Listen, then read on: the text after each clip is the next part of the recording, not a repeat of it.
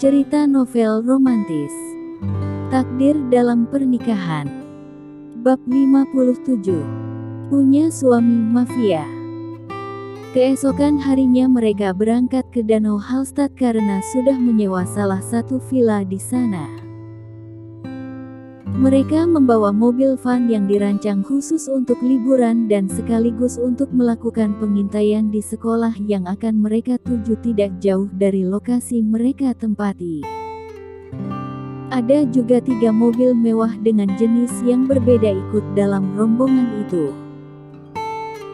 Ketiga mobil itu dibawa oleh asistennya Wira, Reno dan Tuan Rusli yang baru tiba di Austria karena menumpang pesawat komersial.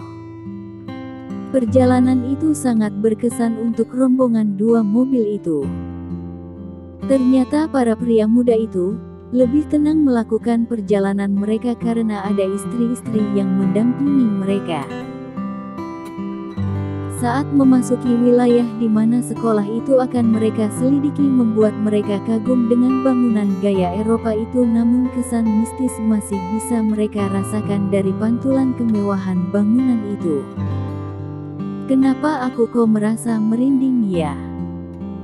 ucap Celia yang selalu memiliki instingnya kuat seakan mengetahui sekolah itu memiliki suatu misteri yang sengaja ditutupi. "Sayang, jangan terlalu melibatkan perasaanmu. Yang ada misi kita akan gagal kalau kamu mengedepankan perasaan takut," timpal Reno. Mata Jenika melebar saat melihat pergerakan Tuan Dito berada di wilayah yang sama dengan mereka.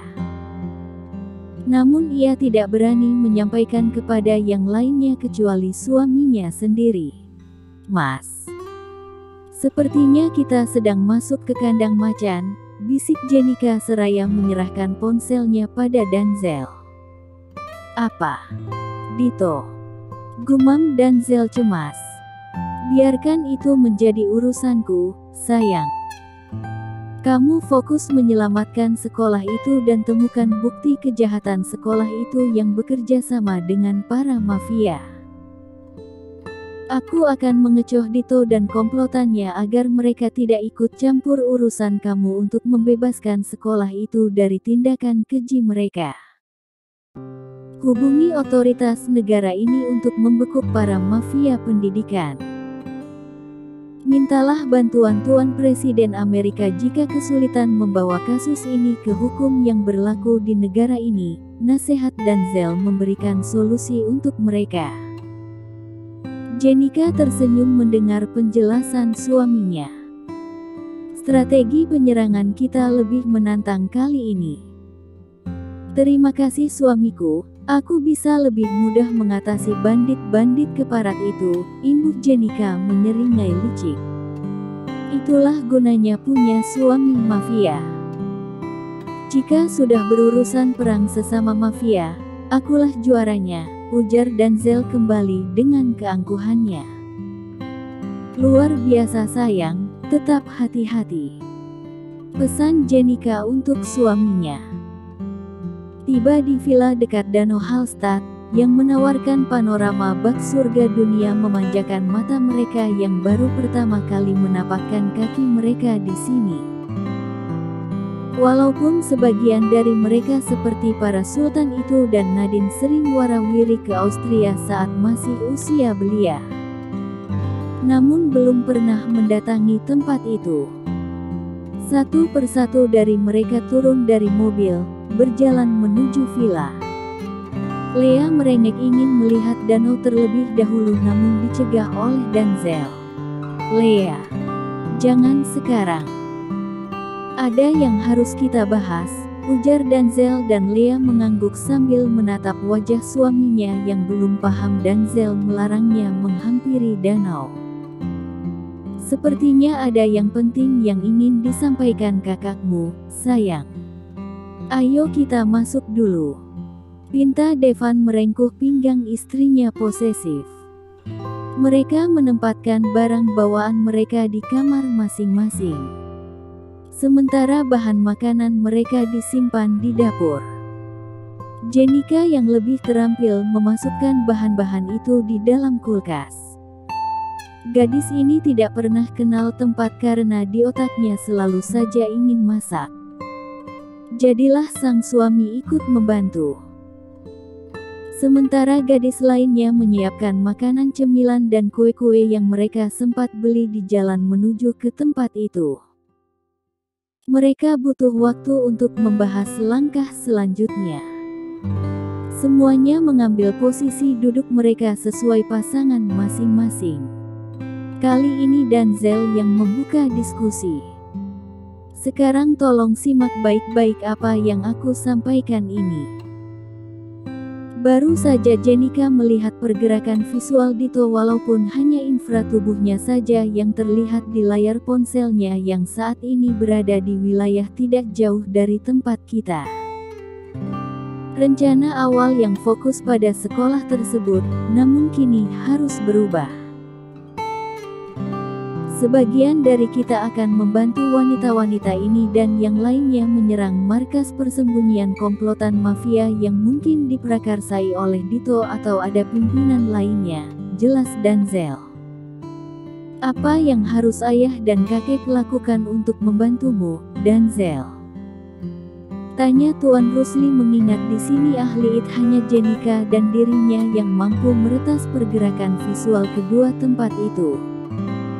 Di markas itu tidak memiliki CCTV. Semuanya mengandalkan kekuatan personil mereka yang sudah terlatih. Pergerakan Dito bisa terbaca karena chips yang ditanam di tubuhnya oleh Jenika. Jadi, memudahkan kita untuk menyerang mereka, jelas Denzel. Berarti kakek dan ayah tetap mengawasi istri-istri kami, ucap Devan. Termasuk kamu Devan. Jadi Devan, Wira dan kakek serta ayah Rusli yang mendampingi anggota wanita dan anak buah kita ikut mengamankan sekolah itu. Sementara Denzel, Reno, Arlen yang akan menyerang mereka, tutur Jenika. Dengan kata lain, kami akan menyerang mereka bersama Mbak Jenika. Tanya Nadine. Benar Nadine. Kita menyerang mereka dalam waktu bersamaan. Dengan begitu mereka tidak lagi memikirkan untuk menyelamatkan sekolah karena mereka tidak memegang ponsel untuk keamanan markas itu kecuali ada anggota mereka yang tersebar keluar yang menggunakan ponsel. Untuk di dalam wilayah markas itu, setiap anggota tidak diperkenankan menggunakan alat penghubung apapun kecuali dengan cara manual yaitu surat menyurat dan pengeras suara melalui intercom jika mereka sedang berkomunikasi jarak jauh, jelas Nadine. Berarti saat menyerang di markas kalian akan tetap membawa ponsel bukan? Tanya Lira. Iya. Setiap kita mengenakan penghubung untuk saling mendengarkan komunikasi serentak. Jadi, siapa yang bicara akan mendengarkan semua. Jauhkan komunikasi secara pribadi untuk menyampaikan hal yang sangat vulgar untuk pasangannya kecuali kata cinta dan rindu. Setiap orang menyebutkan kode rahasia mereka secara umum saat berkomunikasi. Tapi saat dalam keadaan tertangkap kode kita adalah sebutan nama Rasulullah, berarti ada yang saat itu sudah tertangkap dan yang lain harus cepat bertindak. Apakah sudah paham dengan tugas kalian masing-masing? Jelas Denzel. Insya Allah, jelas dan paham, ujar mereka bergantian. Sekarang yang perempuan boleh melakukan hal lainnya. Dan laki-laki, ikut dengan saya untuk membahas dengan anggota kita yang akan membantu melancarkan misi ini. Seru Denzel yang sudah menghubungi anggotanya yang sedang mengadakan camping tidak jauh dari villa mereka. Para wanita beranjak ke dapur karena harus memasak untuk makan siang sekaligus makan malam. Sebelum melakukan penyerangan, mereka menjalankan rencana satu untuk melancarkan urusan penyerangan.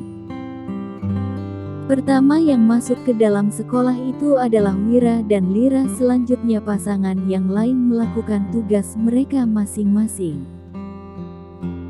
Sementara Tuan Rusli dan kakek Nixon meneliti setiap pergerakan mereka untuk mencari putranya Tiar di dalam sekolah itu. Memang mereka sengaja datang di saat jam istirahat agar bisa mengetahui keberadaan putranya Mbak Tiar.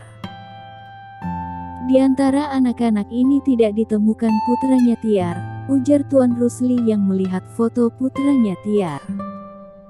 Apakah dia sedang sakit dan berada di asrama? Tanya kakek Nixon cemas. Bisa jadi kakek, jawab Tuan Rusli. Baiklah. Suruh mereka kembali ke mobil. Kita akan melakukan rencana yang kedua, ucap kakek Nixon. Baik. Tuan Rusli menyampaikan hasil temuannya pada anggota yang saat ini sedang berada di sekolah. Semuanya kembali ke mobil mereka secara bertahap dan satu sama lain tidak saling kenal. Para gadis itu harus mengenakan rambut palsu kecuali Nadine yang belum mengenakan jilbab. Jenika mengenakan scarf menutupi rambut palsunya yang diikat di bawah dagu. Sementara Lyra mengenakan turban sementara Celia dan Lea mengenakan topi. Semuanya tampil dengan style penyamaran mereka masing-masing. Yang paling menonjol di antara mereka adalah Jenika yang sangat cantik hingga membuat staf pendidik menjadi tidak fokus menikmati kecantikan istrinya Denzel. Setelah melakukan negosiasi penawaran saham yang masih dipertimbangkan oleh kepala sekolah yang harus bicara dulu dengan yayasan sekolah itu sebelum mengambil keputusannya menerima tawaran Denzel. Ayolah sayang, kita pulang. Aku tidak ingin mereka menikmati kecantikanmu seakan ingin menelan dirimu, ucap Denzel dalam bahasa Indonesia. Jenika segera pamit kepada kepala sekolah dan 3 orang stafnya. Keduanya keluar menuju mobil mereka. Mas, kita sudah sepakat untuk tidak melibatkan perasaan. Kenapa Mas tidak sabaran? Omel Jenika. Mereka tidak mendengarkan penawaranmu tapi menikmati kecantikanmu dengan penuh syahwat. Aku melihat di balik celana mereka mereka sudah membengkak, jelas Denzel yang memperhatikan pria yang berani melihat istrinya penuh nafsu. Oke. Maafkan aku, Jenika mengenakan lagi jilbab segi empatnya. Kita akan kembali ke sini malam hari, ujar Jenika. Kalian yang kesini sesuai pembagian tugas kita masing-masing untuk menyerang mereka secara bersamaan, timpal Denzel. Iya sayang. Sekarang kita pulang, ujar Jenika. Mobil itu melintasi asrama. Jenika menurunkan kaca melepaskan kunang-kunang itu yang langsung terbang menuju taman depan kamar anak-anak dan mengendap di antara semak-semak. Kunang-kunang itu tidak terlihat karena wujudnya berupa gelembung air embun yang tidak terlihat oleh yang lain saat siang hari. Wujudnya akan berubah jika menjelang malam hari sesuai timer yang sudah diatur Jenika saat anak-anak itu berkumpul untuk makan malam. Malam pun tiba. Mobil Jenika membawa rombongan itu menuju sekolah tapi diparkir di dekat pertokoan yang sudah ditutup oleh pemiliknya karena area itu sudah tampak sepi dari transaksi jual-beli. Sesuai kesepakatan, rombongan itu dibagi 2 kubu. Kubu Denzel dan kubu Jenika yang dipimpin oleh suami istri ini. Sebelum keluar dari villa, mereka sudah menunaikan sholat Isya. Karena malam ini mereka mungkin tidak akan tidur dan sudah siap jika mereka mati insya Allah dalam keadaan syahid. Penyerangan akan dilakukan jika Jenika sudah bergerak terlebih dahulu. Saat ini masih dalam pengamatan Jenika untuk menguji alat teknologi yang diciptakannya. Rencananya Jenika akan menghindari lawannya jangan sampai terbunuh. Tapi, jika lawan menyerang mereka, terpaksa harus melumpuhkan lawan dengan membunuh. Masing-masing mereka membuka laptop. Jenika memperhatikan wajah polos anak-anak itu yang baru saja menyelesaikan makan malam mereka. Ada yang kembali ke kamar dan tidak sedikit yang masih berkeliaran di sekitar taman di depan asrama itu. Jenika mengaktifkan kunang-kunang itu beterbangan untuk menarik perhatian anak-anak. "Hei, lihatlah ada kunang-kunang di taman," ujar di antara mereka. "Ayo kita tangkap," ujar salah satu dari mereka. Saat anak-anak itu melihat kunang-kunang itu membentuk formasi melingkari mereka berdiri, kunang-kunang itu mulai membaca wajah mereka dan juga DNA yang cocok dengan putranya Mbak Tiar. Jenika tersenyum melihat alat ciptaannya itu berfungsi dengan baik. Sementara yang lainnya menatap kagum bagaimana alat itu membaca identitas anak-anak itu saat wajah mereka tertangkap kamera yang menyala di tubuh kunang-kunang itu yang mengeluarkan cahayanya yang sedang merekam pergerakan mereka juga. "Yes, aku itu dia putranya Mbak Tiar. Namanya Alif," ujar Jenika bergembira. "Alhamdulillah," seru mereka bersamaan di dalam mobil van itu. "Masya Allah Kak Jenika, keren banget alat canggih buatan Kak Jenika," puji Lira tampak kagum pada kakak iparnya itu. Lira apalagi? Hanya ia tidak memperlihatkan ekspresinya berlebihan untuk menjaga perasaan istrinya. "Persiapkan diri kalian karena kita akan menjemput anak itu di depan gerbang," titah Jenika. Lanjut ke bab 58.